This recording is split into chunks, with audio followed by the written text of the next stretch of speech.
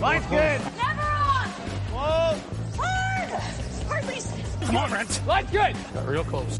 I hear high, right? Try and hit 2/3. Have they saved it for her? Yes, they have. Ooh, welcome to Game of Stones, everybody. I am Sean Graham. Scott, physically distancing. As always, hello, Scott. Sean, I'm still physically distanced. It's 2021, and they told me that I wouldn't have to now. But I guess I didn't get the memo that no, we're still physical distancing. We are. Not much is different, other than the first month or so of the year when you go to write dates, and you accidentally put the other year, and you go, "Oh, geez, what a dummy I am." Yeah.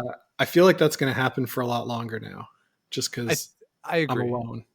Yeah, and you're not as aware of it. And I know for me that first, I write checks. I write 12 checks a year to pay rent. And that first one in January, I always screw it up. And I did it there. So I need actually 13 physical checks a year, but I write 12 checks a year. I always screw that first one up. But yeah, still physically distancing. Today here in Ottawa, Vera Etches, she recommended masks outside all the time now. A bit of a change from just when you can't physically distance outside to recommending it all the time. So I, Scott, have taken this to the extreme, and I'm trying to make sure that the droplets as I speak don't spread anywhere, as I am currently standing in my closet studio with shirts all around me in all directions. So there's fabric that can prevent the spread of my droplets, even though I live alone. That's great, Sean. And now all of those droplets will be on your shirts. So when you go outside, you'll just no, they're the shirts. They're the shirts I usually would wear to work that haven't been worn since March. I actually took a pair of pants a couple weeks ago off to put on, and there was dust on where they sort of go over the hanger because I hadn't touched them in 10 months or whatever it was. Wow. Yeah. So that's how things stand at the start of 2021 over here. And Scott, we thought it'd be fun as the calendar has now turned to 2021 and we leave 2020 behind. If we looked forward to the upcoming year, we hope that this will be a great year for curling, that there will be a lot of events. There is a lot to do that Curling Canada and the World Curling Federation, and of course, national bodies around the world, are hoping to accomplish in 2021 as we look ahead to 2022 and what most people hope will be the Beijing Winter Olympic Games just over a year from now, but 13 months from now. So we thought it'd be fun to look forward, Scott, and see what might happen through this year. Yeah, I'm excited for this. It's nice to predict some, safe things that will for sure come true, but that's not very fun. Yeah, so I have a list of 10 bold predictions for 2021, which actually is more like 12, but it's 10 items. Okay. That are predictions for 2021 that I have put together. I want to get your reactions on these. Which ones do you think are reasonable? Which ones do you think might be a little over the top? And as we go through, for the ones that you disagree with, Scott, you can tell me maybe what you think will happen at some of these moments through the course of the year. Yes, that would be perfect.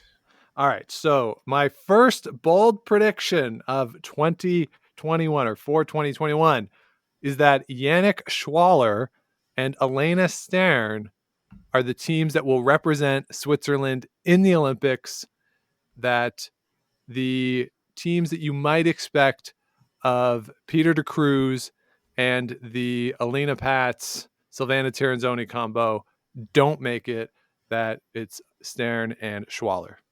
Interesting. That Elena Pats, Silvana Tirinzoni team, they're going to be tough to count out, but of course, we did see them not win the Swiss national championship last year. Is that right? That is correct. That's why I don't know if it necessarily qualifies as a bold prediction. Right. So that's kind of the basis of your prediction. Yeah, a bit of a changing of the guard in Switzerland, especially on the women's side, where we did see Vinia Felcher step away from the sport. Maybe we'll see another change into the next cycle if Elena Sterin wins. Maybe even if she doesn't, that Pats and or Tirinzoni look to make some sort of a change. And I'm just thinking that this could be the moment where Sterin takes the mantle and becomes that Swiss curling team for the next. Well, it's Switzerland, so like 3 years until another team becomes really, really good. But maybe for the next decade, as the team that you just regularly will see wearing the Swiss flag. Yeah, that's it's definitely possible. It's definitely possible. I think either way, we'll see shakeups after the Olympics. But Tirinzoni and Pats were put together to go to the Olympics and to win a medal. And so with COVID maybe changing the way the qualifications are going to work, I mean, Switzerland is sort of the other association than Canada that always sort of sends whoever wins no matter what. I wonder if they might put their thumb on the scales a little bit in this one. We'll see. Yeah, especially if there is not the opportunity to have a traditional qualifier. We'll see sort of how teams qualify. So yeah, it will be curious to see how that goes. And certainly on the men's side, Peter de Cruz, they've been there a few times, and maybe this is Yannick Schwaller's turn. And by turn, I mean he wins to get there. Like they don't give it to him, but he wins. So that is my first bold prediction. Second bold prediction, building off a little bit about what we talked about there with Elena Pats and Silvana Tirinzoni. That team, Scott, I'm predicting that a top 5 CTRS team makes a lineup change over the summer. Wow. And you're not predicting which one? Well, I have some candidates for who it could potentially be. I don't know if I necessarily want to make the prediction of who without having seen anybody play this year. Okay. Are you talking men's or women's or either? I'm going to say that there's one of each. One of each in that top 5. Yeah. And I think that if I were to if I had to name somebody, I think that Chelsea Carey is involved in this in some way. I don't think Chelsea Carey is out of the trials next December. That's pretty, I think 8 months ago or whenever this pandemic started, if you'd said that like Chelsea Carey wouldn't have a team in January, everybody would have been looking at you like you're crazy, right? Yeah. So yeah, it makes a lot of sense that she would be the one that would hook up with a team somewhere. If I'm thinking about what teams it could be, look at Alberta. Look at a team that has regularly needed a skip to come in. Yeah, so you're thinking. I was thinking maybe Rachel Homan, of course, announced that she was pregnant. Would Chelsea Carey come in and be the super spare for her to get them through? I haven't heard if they're going to play in the bubble or not, but that's an option. Are you thinking of Casey Scheidegger? I am thinking of Casey Scheidegger, that Chelsea Carey could potentially step in with that team if necessary for a trials berth. And I don't know if that would necessarily qualify as its top 5. I think Chelsea Carey would qualify as the top 5. So I think that could potentially be a fit there, and maybe more of a fit than Cheryl as a potential long-term solution for some of those players as we get to the end of this cycle. Yeah, for sure. I could definitely see that, especially with the Scheidegger. They're focused a lot on work and family, similar to the Krista McCarville-Rink. So, I don't know how that philosophy might mesh with Chelsea Carey's uber competitive side. But maybe here's why I think it could work, though. But here's why I think it could work is because the Scheidegger team is more in line with that McCarville schedule. That that would allow Chelsea Carey to play a lot of mixed doubles, which she seems interested in and she wants to do more of.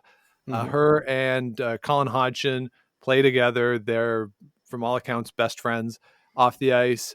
That potentially that could give her opportunities to do that a lot more and then play the lighter 4-person schedule. I think this could be an opportunity for her to dabble more deeply in the mixed doubles, where I think she would be really good if she turned into a John Morris type, where her primary focus was on the mixed doubles.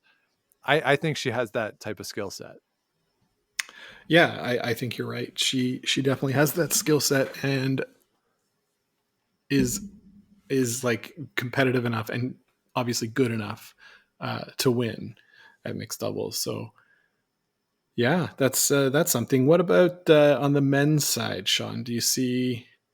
Yeah, so on the men's side, I don't think Colton Flasch skips his own team through to a trials. I think that he will be on somebody's radar as a 1-year end of the cycle, maybe put us over the top, particularly a team whose front end might not be as strong on the sweeping side, potentially.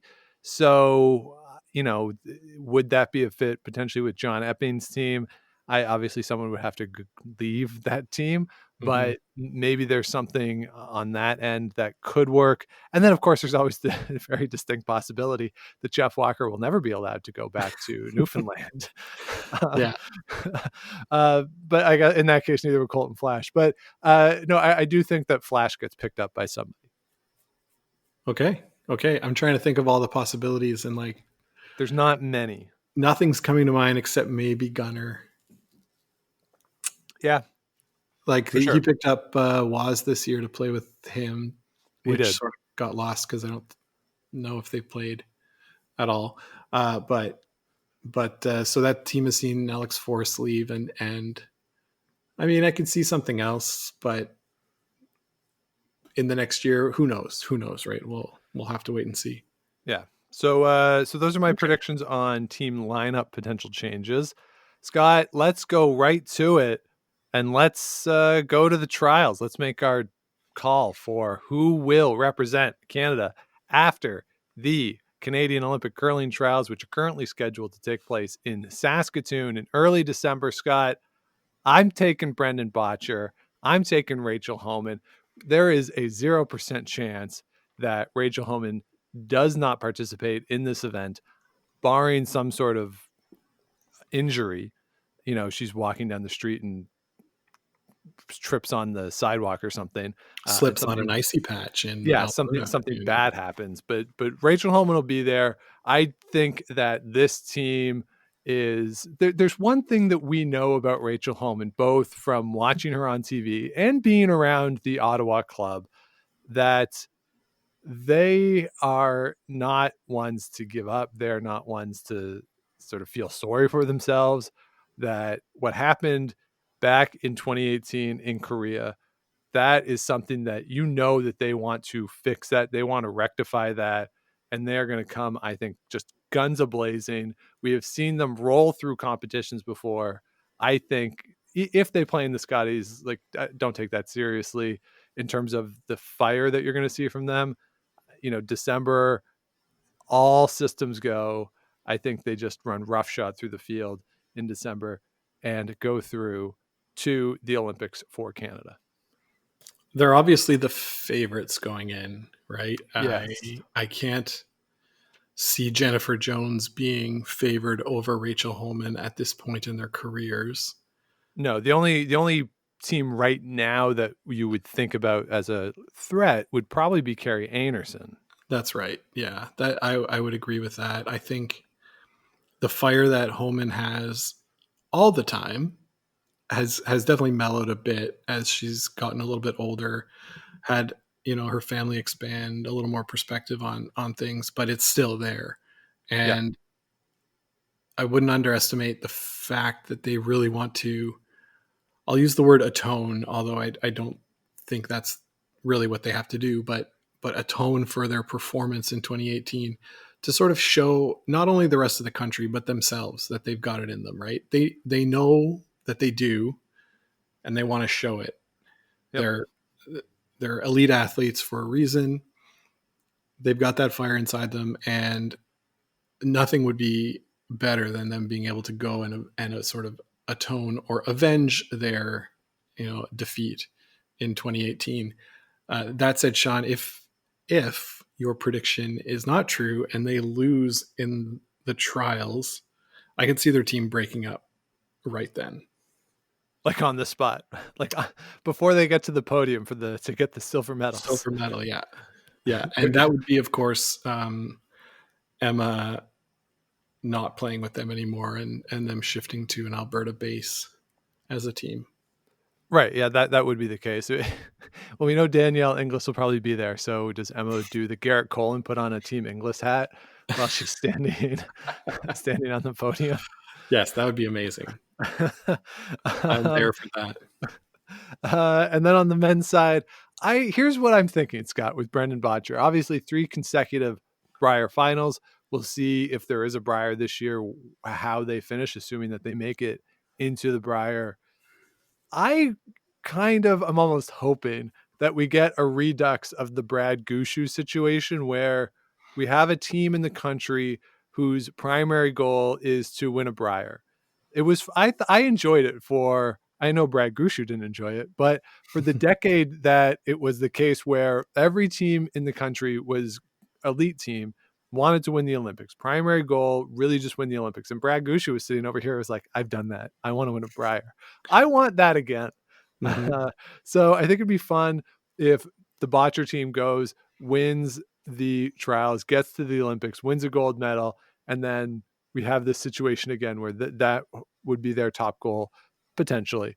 I think that'd be fun. I also think, though, as we look at the field for the trials and where Canadian curling is going on the men's side, this could be a changing of the guard type year. Mm-hmm. I think Glenn Howard will probably keep playing because that's what he does. He hasn't really contended at a Brier or a trials in a while. So that is probably not a serious contender to win. The Cooey team is full of some older players. John Epping isn't old by any means, but he's not one of the younger guys on tour either. And what we saw at the Brier last year was the emergence of these younger teams coming up, being very competitive. And it was a lot of fun with Gunnar and Dunstone and certainly Bottcher. And I think Bottcher he's the oldest of those guys, but maybe he emerges as the leader of this next generation of men's Canadian curling. And perhaps it starts this year at the trials. Yeah, I absolutely think this will be the changing of the guard. I wouldn't put it past Cooey to have one last run in a way similar to Homan, right? Okay, we got to the Olympics and we didn't do what we wanted to do. This is likely Cooey's last cycle as the elite of the elite. And we even saw last year at the Brier sort of their team drop a bit, after the high of winning in 2019. But if you ask me of all of the skips on the men's side that will be at the trials and you have one guy to make one shot, I think it's still Cooey. Yes, I agree. Over Bottcher and even over Gushue. So whether, anything plays into the fact that okay, this is our last chance to do it. Let's try and make them proud. Or do we see a situation sort of like Kevin Martin in 2014, right, where, he had won the one before, his team had changed a little bit. It was his last trials, coming in, trying to win, and got knocked out in the semifinals. So, we'll see about that. I don't quite see Dunstone or maybe Gunlickson or able to come up and challenge yet. Bottcher is the exception, and Jason Gunlickson's 36, so he is the oldest of those. Oh yeah, that's right. I always forget how old he is. Yeah, because he's so youthfully enthusiastic. Yeah, he's got pep. Yes, but of course, as we've learned, 36 years old, but he's been curling for 37 years. Never, never forget that. Never forget. In the womb, he was throwing stones. So, yeah, I think Brad Gushu is obviously the other contender in this mix here, and they're the team that I really wouldn't be surprised would take a step back after this cycle. Most of those guys have families now that are either just starting or getting to the age where you want to spend more time with them, and they want to spend less time with you. So you might as well try and take advantage of that while you can. And like for Brad Gushu, he's got nothing else to prove, right, in the world of curling. No. So unless that fire is really burning, the amount of effort and time and money that they spend as a team from Newfoundland being competitive all around Canada, is it worth it to keep doing it? Maybe not. Yeah, and we know, or we presume, and I'd be stunned if this wasn't the case, that Brad Gushu has a contract with his name on it at Sportsnet that he just needs to sign.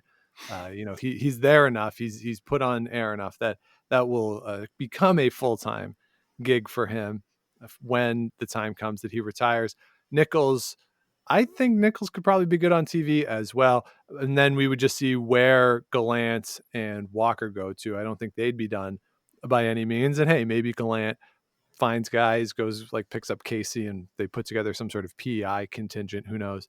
Get Josh Berry back in the game and at the competitive level, and then some sort of import, and maybe you figure something out like that. Who knows? But it'll be interesting to see what happens with that team after. I fully agree.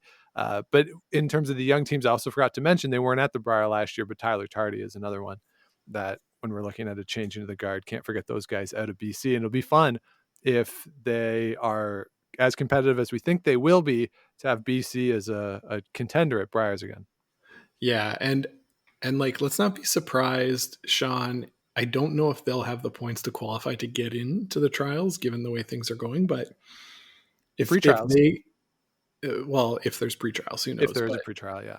But I wouldn't be surprised if they, sort of snuck up and became the, Jason Gunlickson of 2009, or even the Brad Gushu of 2005 that sneaks in as the young upstart team and shocks the world.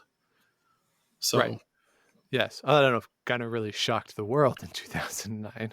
Well, I don't know if it was 2009. It was there was a year he got to the trials and everything. Yeah, no, it was. It was 2009. They didn't win a game, so I don't know who they shocked. Well, I think they shocked the world by getting there. Yeah, maybe, potentially. They shocked the world. This is actually another bold prediction, Scott, as you mentioned Gunner shocking the world. One of my bold predictions is that Gunlickson throws a sub 3-second hit. I think he can do it. All right, I'm looking at Jerry Gertz to be keeping the time stats now.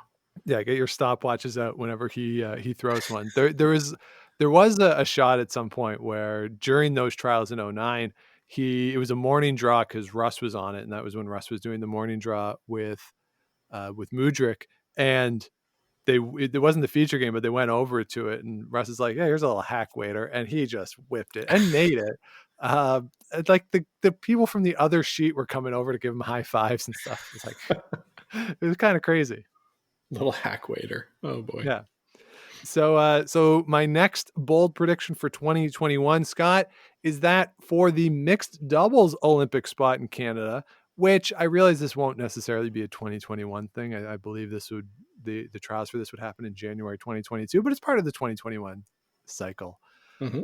That a mixed doubles specialist team will win the trials, and it will not be two people who play primarily, if not exclusively, for a person who parachute in using their points into the trials. So I'm going with either Kirk Myers and Laura Walker, or, and I kind of am rooting for this a little bit more, the Sahaidik Lot team to win the mixed doubles trials to represent Canada. Wow, this is a bold prediction, Sean, because the last time I checked, Laura Walker and Kirk Myers both had full-time employment on there in the 4-person game.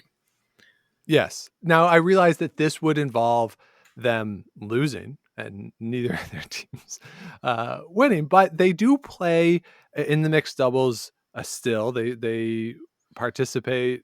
They're not. I guess what I'm getting at is that they're not players who are gonna be like, oh my god, we just lost the 4-person trials early December. All right, now who am I going to play with in January to get the spot? It is an established mixed doubles team. Okay. So fair enough. I'm wondering. Here's some other primarily mixed doubles teams that I want to get your take on whether they can challenge. Okay. Team Martin and Griffith playing out of Saskatchewan. Ooh, no. Okay, they are currently the highest ranked Canadian mixed doubles team. Clancy Grandy and Pat Jansen. Yes, I think they could. Those are two really good players, and they are versatile enough to make any shot. The dynamic duo out of Ontario. Yes. And then the last one, because this is getting boring, the Tucks. The Tucks always have a chance. The Tucks will be there. And you know what? The Tucks will 100% be the most entertaining team when they have a TV game. So I'm all in on that. All right. So just I'm looking at the World Curling team rankings for mixed doubles right now. Can you guess, Sean, the ranking of the Sahaidak and Lot ranking within 5 positions I'm going to say that they are in the world in the world? 44th. 28th. So Okay. there you go. Better than I thought. Better than you thought. It's pretty good. So I'm looking at that. I know that there was a lot of pushback in 2018 when Caitlin Laws and John Morris won. I can't remember who wrote it. I want to say Steve Simmons wrote a really stupid article about how two people who hadn't played together winning a gold medal cheapened the whole event and they should just get rid of mixed doubles. And that article obviously was not based on any sort of reality, but I do think it's more fun to have a team that's played together and you have been able to see their progression together as opposed to individuals. Caitlin Laws and John Morris, obviously we had watched for years and years, but we never seen them together as a team. Whereas if we have people who have played together for a while, even if it's Jones and Lang, that could be fun. And, have people who we know as a partnership and they've built towards this as opposed to just coming together just for this event. Yeah, that's true. And Sean, if you're ever thinking of who wrote that stupid article, it's probably Steve Simmons. Yeah, there's that should be the tagline for his career. Okay. So next up on my bold predictions for 2021, Scott's going to stick with some Olympic stuff. And for this one, I'm going to say that the World Curling Federation combines all Olympic qualifying into a single event, that the World Championships do not run as currently planned, as we record this, as currently scheduled, that the World Curling Federation figures out some sort of a plan to have a major qualifying event as opposed to the World Championships and then a supplementary qualifying event. It all just comes into one event to get to the Olympics in Beijing. Okay, so sort of, hey, teams, send your best players. This is to go to the Olympics. Yeah, and it's weighted in some way that it's not a case where, Canada's playing a team that is ranked, 40th on the list, and oh my God, there's a pick and Canada's out of the Olympics sort of thing. It's a structure that is equitable, but it also forces teams to compete. Okay. I kind of like this. I kind of like it. Like the sort of thing was like, so you take the teams that have qualified for this year's World Championships, and then you take the next however many teams or whoever wants to show up, and the teams who didn't qualify for the World Championships maybe have a double elimination for them, but it's a triple elimination for the teams in the World Championships or something like that. Right. So you get kind of like a free bypassing the first round, kind of thing. Yeah. Yeah, that's interesting. I could see that. That'd be really fun. I think it'd be a fun event, for them to produce and watch. I wonder where it will be, but Yeah. you know, Well, it'll be in the fall. This is also part of this prediction, is that this is in the fall. right? So that the spring worlds get canceled is basically your contention. Yeah, I don't know as we sit here today in early January how this international travel would really work, and whether or not it is feasible, or given the number of Canadian politicians who have resigned things this week, whether or not international travel optically would be the greatest idea. Well, Sean, I was just thinking they could be the ones to consult on how to travel Yeah, that's right. internationally, right? So I do think we're going to see a pretty big change in how the World Curling Federation will decide on the nations for the Olympic Games, and having it all in one place potentially makes it a little easier just logistically for them. So we'll see if that one plays out. For sure.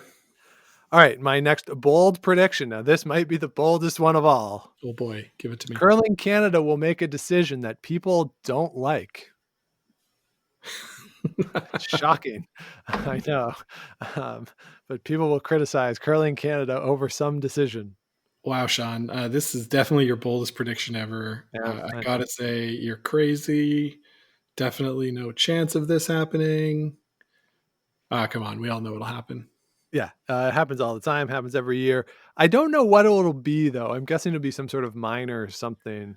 I think even something as silly as there was the issue last year with Dan Carey at the Scotties, where he had to apologize for something he said to one of the officials during a timeout. Mhm. And after that, I was thinking, well, just because one of the issues was that he had to walk from the home end to the away end for the timeout, and he felt that they had started the clock too fast on him, that wasn't able to get enough time at the home end. So my thought was, well, just put tables at both ends, and then the coaches and the fifths can walk back and forth at each end so that they're behind the play, that the rocks are coming towards them each end. Even something as silly as that, as non-consequential as that, if Curling Canada did that, somebody would complain about I'd complain about it as you were saying it. I was like, that sounds stupid. so, it. so yeah, Yeah, there you go. So that is one of my bold predictions. Here is one of my favorites, Scott, is that there is a European Championship in the fall of 2021, and that England, both on the men's and the women's side, makes it into the Euro A group this year. wow. That is, I think that is the boldest prediction that you've made today. There you go. I mean, they've been on the fringe lately, right? Yeah, On they've been both, really close. I think really the women close. missed by one game last year. Yeah, and I mean, you know what could really make this happen? As sad as it is, maybe maybe a country like Estonia not sending a team, or one of those countries that's kind of bubbling between A and B. Yep. Maybe not sending a team, or Turkey, or something like that. So I could see it happening, but this is definitely your boldest one to date. Well, I'm rooting for it. Jonathan's there. He's been in lockdown for like 8 straight months or something crazy. Even where the place he lives comes out of lockdown, he goes somewhere to be in lockdown. He really Yeah. hasn't had the greatest lockdown luck. So I think things turn around for him at the Euros. Yeah, and they're back in lockdown now, right? So Yeah. some light at the end of the tunnel would be nice. Yeah. My next bold prediction for 2021, Scott, that the Korean women's national final is the game of the year. Ooh, this is very, very clearly something that might be the game of the year. Yeah, Yeah, this one is not nearly as bold. no, that's some great teams they have in Korea for sure. Yeah, so we would expect, or maybe my expectation would be it'd be Kim and Kim, Eunjin Kim and Minji Kim playing each other in the final. Of course, Eunjun Kim just had the great victory last month to recapture the South Korean women's championship, and a great redemption story for that team. And it'd be really fun to see them play again, continue the success. And those two teams are just so good that when you get to this 2021 version of the South Korean curling championship, so much more on the line. Maybe that game, the stakes are that much higher. Maybe it just ratchets it up to another level. And and if those two teams come with their A games, that could be on the lines of what we saw with Tirinzoni and Hasselberg a couple years ago, potentially. Just really one of those great back and forth games. Yeah, and I'm here for it. All right, my last bold prediction of 2021. Scott, are you ready for this one? Oh, I don't know. So sure. I de-boldened it a little bit after a bit of a Google search, but I'm sticking with it in part that in the course of 2021, TSN makes a change in the broadcast booth. Oh boy. Are you talking main broadcast booth? No, that's what happened on the Google search. I think this is Mudryk. That Mudryk he's doing Canadians this year. Yeah. Given the TSN schedule with the Canadians, I do think that they might need a new morning person for at least the bubble, potentially, because for him to get in and out of the bubble, I don't know how that would work if he's going to do Canadian games. So that would be the change there, that you get somebody else to do those morning draws, or Mudryk just does everything remotely. Any leading candidates? That's tough, right? Because I don't know if there's anybody on staff who could immediately step in and do a good job with that. Yeah, because that is really more the play-by-play straight version. Yeah. Of that job, whereas for a commentary side, my mind went to Bob Weeks for some reason. Yeah, Weeks would be good. Not bad at giving the flavor or the extra commentary, but yeah, play by play. Who knows? Maybe they call up Rona. Well, that I did write that down. But then I didn't want to get too selfish in Canada on the TSN. But if you put Rona in the TSN family of curling broadcasters, like, oh my goodness, that would be amazing. And I would expect that Jennifer Jones has a spot at TSN whenever she decides to hang it up. And that all that would mean is that Gauthier might get to sleep in a couple days a week during these events, potentially. Yeah, potentially. That'd be all right. Yeah, and I do think that one of the strengths of the Sportsnet booth, which I don't know, it doesn't have as many strengths as the TSN booth, but you do have the rotating voices, which over the course of the week can be pretty good. So potentially you could go with a group that does, or maybe two groups that rotates, and one is always morning, one is always nights, and then they trade off the afternoon games so that you do two games one day, one game the next, sort of thing. So maybe you strengthen up and go to 3 people booths on both sides, and Gauthier is your reporter for all of it, or something like that. But just bringing in some other voices would be great. How about this, Sean? Bob Cole out of retirement. Yeah. It's a game that he knows, played it for a long time. He wouldn't have to, follow the puck. So he wouldn't mess up people's names as much. Yeah. That'd be good. And instead of the big Char, we'd have the big Moskowy. It's Big Moskowy making a big triple. Yeah. Or the other thing too is, would it be a case of if Mudryk cannot do it, does Gauthier, can she do play-by-play? I would imagine she could. She's really good at everything. And then you bring in somebody to serve as a color person with her. We've seen Steph Ledrew. We like Steph Ledrew. Does she come back to do it, depending on what her schedule is, or somebody else locally out there in Calgary? I think Heather Nedewin could be an interesting choice. Someone out there in Alberta who could step in, and or maybe Amy Nixon. I kind of like both of those, and it would be nice to have maybe a female uh, play by play whatever lead announcer in the booth there for curling. I think that would be I think a welcome added voice to the coverage. Well, now you're just talking about getting Rona here again. I don't. Okay, fine. Yeah. We know, yes, we want Rona, of course. But no, I agree. Like when you listen to Doris Burke do NBA games, for instance, or Beth, I can't remember her last name, who does some NFL games. They're good. They're great at it, right? So obviously Yeah. you have to get somebody who's good at it the way they're good at it. But certainly it would be interesting to see if, or again, if Gauthier did it. I mean, she's been in TV long enough to be able to do play-by-play, and just to see the interplay between two former players, assuming they get a color person who has played, that'd be a lot of fun just to see that back and forth on a Tuesday morning at the Scotties or Briar. Absolutely. So Scott, there you have it. Those are my bold predictions for 2021. Is there any bold prediction that you think is completely unreasonable?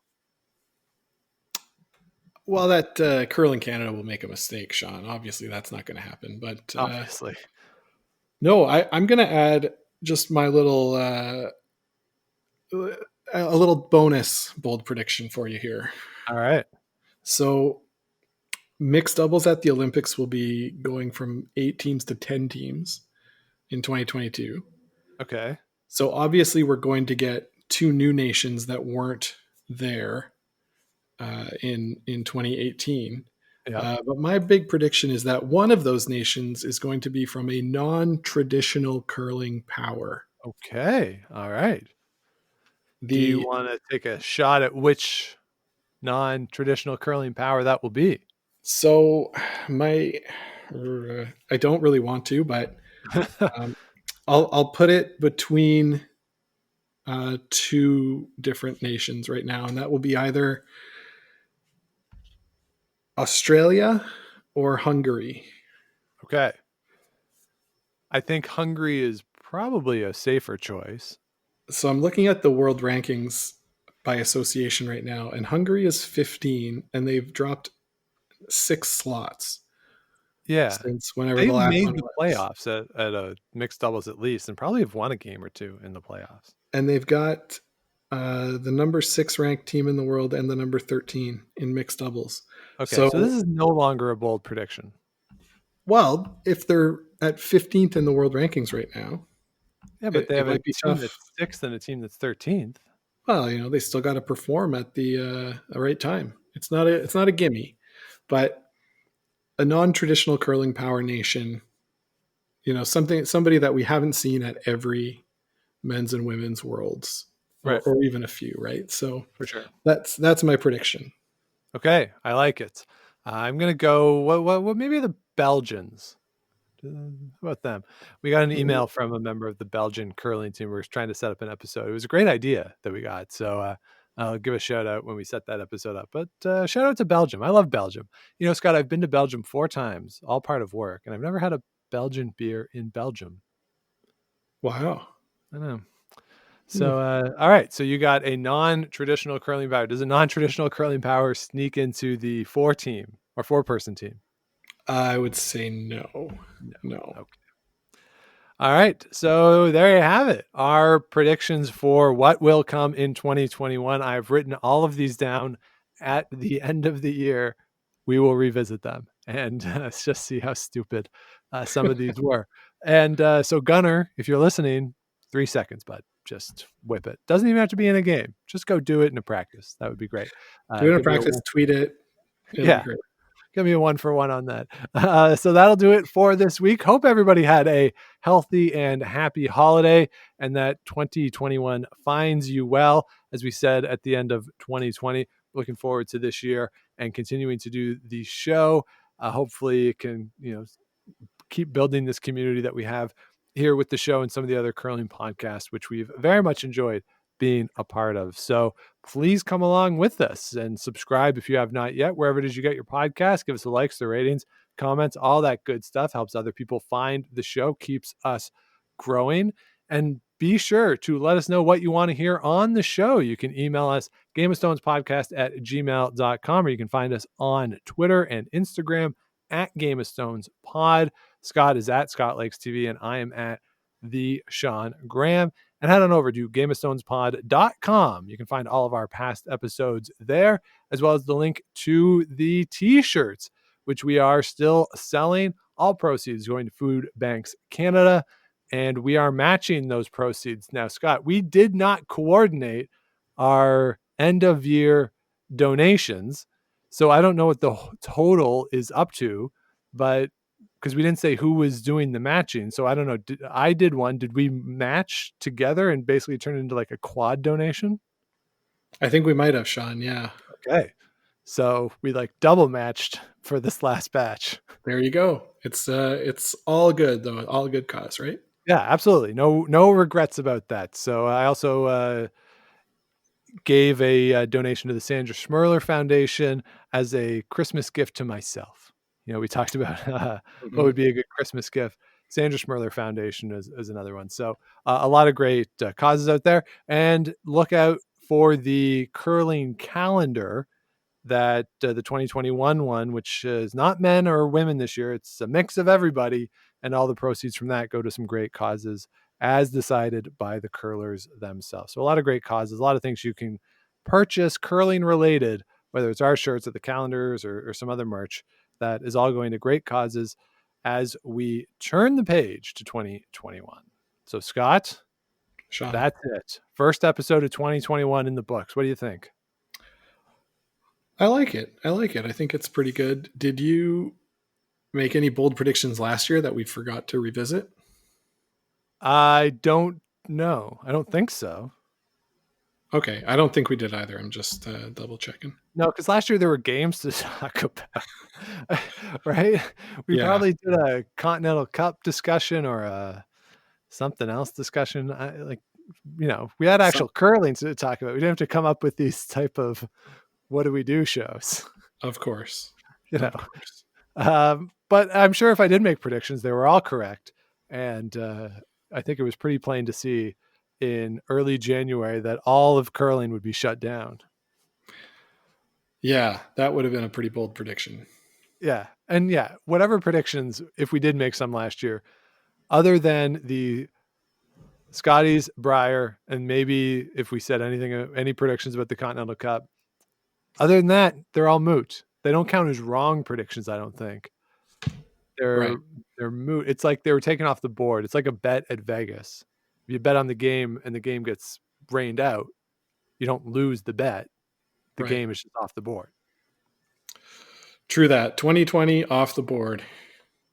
Sure is. And we're looking forward to getting back into the swing of things here in 2021. So we will be back with you next week to do that. But until then, keep those brooms on the ice and don't dump that intern. Make the final.